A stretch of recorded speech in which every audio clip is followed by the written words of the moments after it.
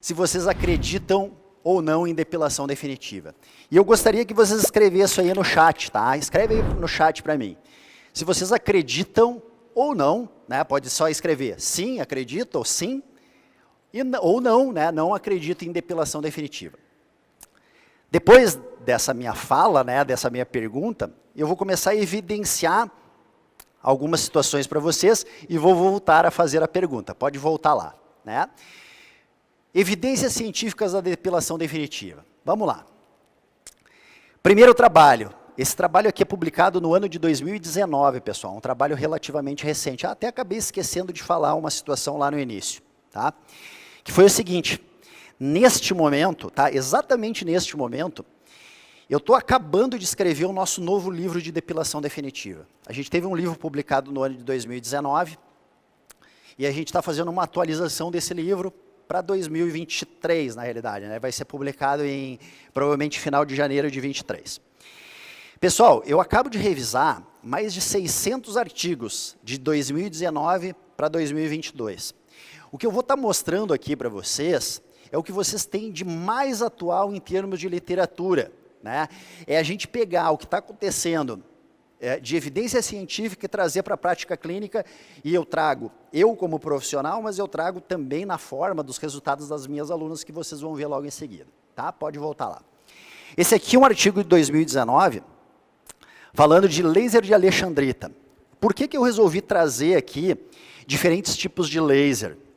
Porque essa é uma pergunta muito frequente dos alunos. Professor, o que é melhor? Laser de alexandrita? Laser de diodo? NDIH, 3 comprimentos de onda? Daí o pessoal começa sempre correr atrás do novo lançamento do mercado e a gente precisa entender o que um equipamento precisa ter, pessoal. A minha fala aqui não é uma fala de influencer, de vendedor de máquina. A minha fala aqui, pela minha própria formação, é uma fala de professor. O que eu vou estar ensinando nessa nossa conversa? Eu vou estar ensinando para vocês a chegarem na frente do equipamento e identificar no equipamento o que o equipamento precisa ter.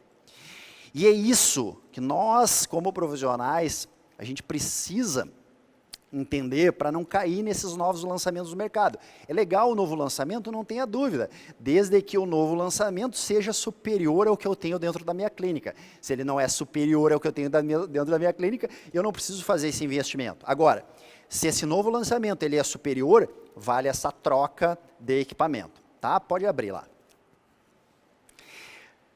Vamos abrir lá. Laser de alexandrita, publicação do ano de 2019. Olha que interessante isso aqui. Vocês estão vendo na primeira imagem, pessoal, um antes e depois. Só que não é um antes e depois, antes do tratamento e depois do tratamento. Esse depois que eu estou mostrando para vocês, é 5 anos e meio depois do tratamento. No segundo paciente, é 8 anos depois do tratamento. O que a gente vem vendo o pessoal fazendo o tratamento e avaliando no fim? Não, eu não avalio no fim do tratamento, eu preciso de um tempo para ver se esse pelo não vai crescer. Então, esse tipo de literatura, que me dá uma avaliação a longo prazo, aqui eu consigo mostrar e evidenciar para vocês que existe depilação definitiva. Algumas de vocês aí estão pensando assim, prof, mas eu não estou conseguindo chegar nesse tipo de resultado.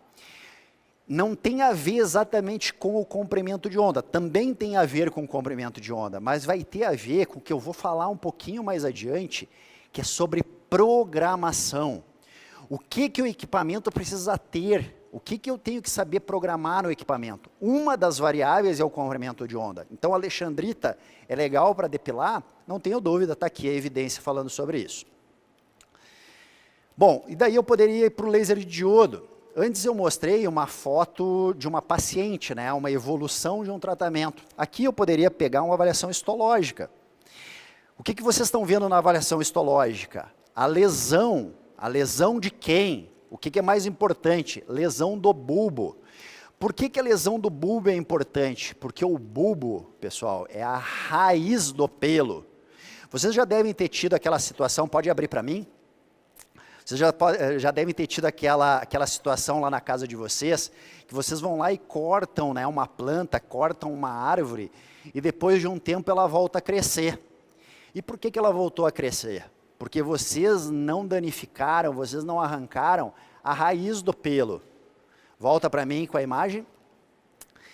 Quando a gente consegue fazer a destruição do bulbo, aí a gente consegue chegar na verdadeira depilação definitiva, tá?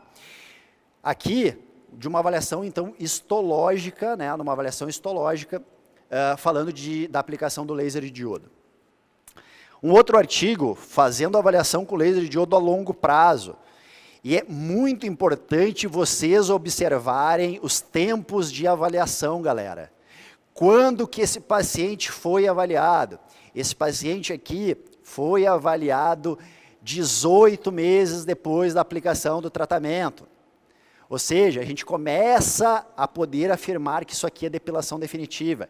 Quanto mais longo o processo de avaliação, a gente pode afirmar junto, né, se a gente pudesse fazer a avaliação histológica. Claro que na clínica a gente tem a dificuldade da avaliação histológica, mas quando a gente tem os nossos pacientes, vocês só vão saber dessa parada a longo prazo, né? Eu já escutei de muita aluna assim, prof, eu prometia, né, depilação definitiva, eu fazia a última sessão, eu enxergava ali o resultado e eu dizia para ela que o resultado tinha sido definitivo, ela voltava em 6 meses com um monte de pelo.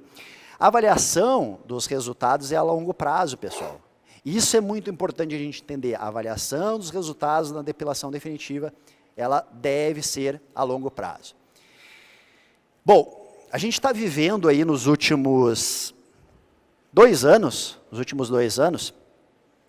vários lançamentos no mercado nacional dos 3 e 4 comprimentos de onda. E a gente, né, que vem trabalhando já há bastante tempo com depilação definitiva, começa a receber as perguntas dos alunos. Professor, é bom ter no equipamento 3 comprimentos de onda? É bom ter no equipamento 4 comprimentos de onda? E sabe o que eu fico mais feliz? Não é só da pergunta, né, do é bom ou não é bom. Prof, já existe trabalhos, já existem evidências falando de 3 comprimentos de onda, de 4 comprimentos de onda? Já, pessoal, estou trazendo aqui um artigo de 2020, se eu não me engano, tá? Um artigo de 2020, evidenciando o resultado da depilação definitiva, com 3 comprimentos de onda. Mas nesse artigo, olha que interessante, tá? Olha que interessante. Nesse artigo, eles trazem situações também de pacientes com diferentes fototipos, tá? Diferentes fototipos. Eu quero saber se está rolando as hashtags tá pago aí nesse chat, hein? Eu quero saber se está rolando essas hashtags do tá pago. Aonde que vocês vão afirmar, ou em que tipo de paciente que vocês vão afirmar que existe depilação definitiva, ou que vocês podem chegar na depilação definitiva? Nos pacientes de fototipos baixo, pessoal.